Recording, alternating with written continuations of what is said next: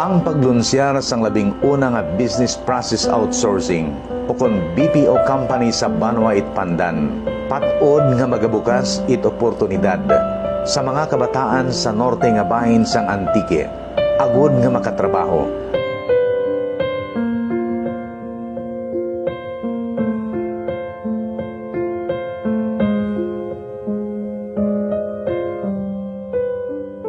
Sang tinalikdan nga Pebrero 20, 2023, ginpangunahan ni Mayor Tam Esto Perez Jr.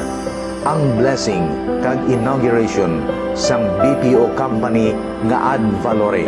Kaupod si Miss Janice Rason, ang Chief Executive Officer sa nasambit nga kumpanya, kag Antique Governor Rodora Cadiao.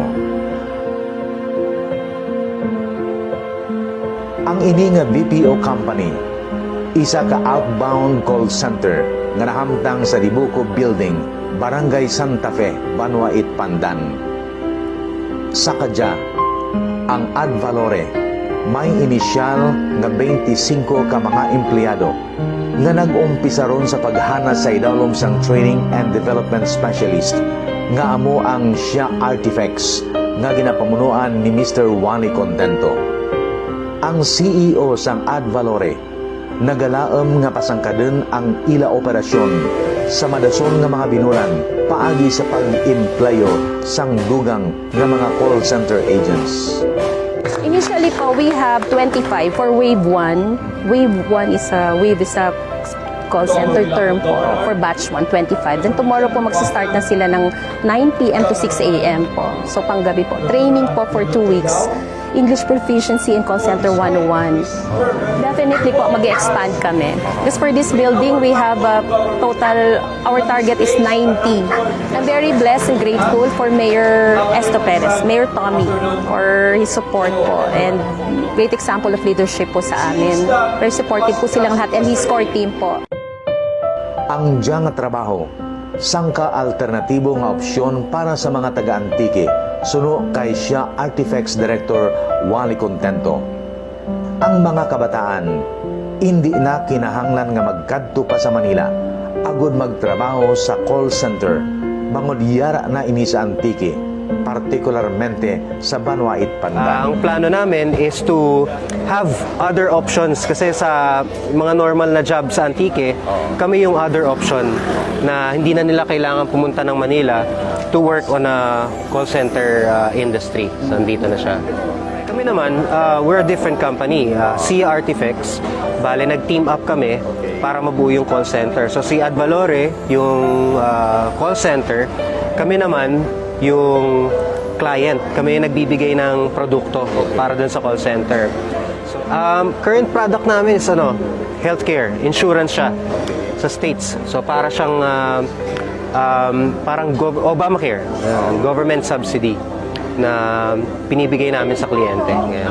So ang gagawin naman ng mga bata, magtatawag lang sila sa mga kliyente na provided na ni yung mga clients kasi natin galing na sa states and mga previous customer na to.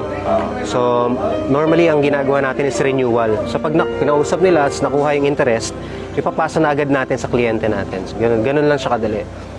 Sobrang ikli lang ng script.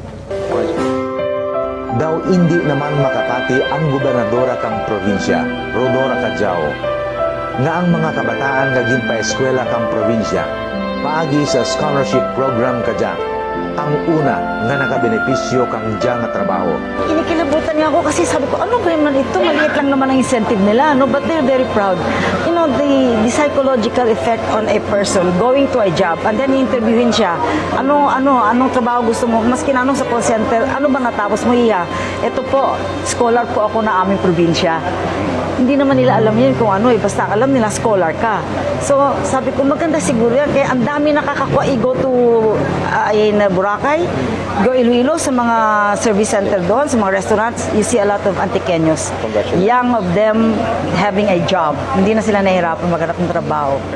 I do not mind spending 170 million, ha? Yes. That is what we are, from the era of the province, 170 million. For the whole year. Some smart Alec would tell me, sayang yung 170 million, gawin mo na lang yung farm to market road kasi may 10% ka, di ba? So sabi ko sa pera mo ba yan? Pera ng Antiqueño yan, ibalik mo sa kanila. ang pagtukod kang ad valore sang call center sa Pandan, ang patod nga makapasangkad sang economic activity sa Banwa, suno kay Mayor Tam Esto Perez Jr.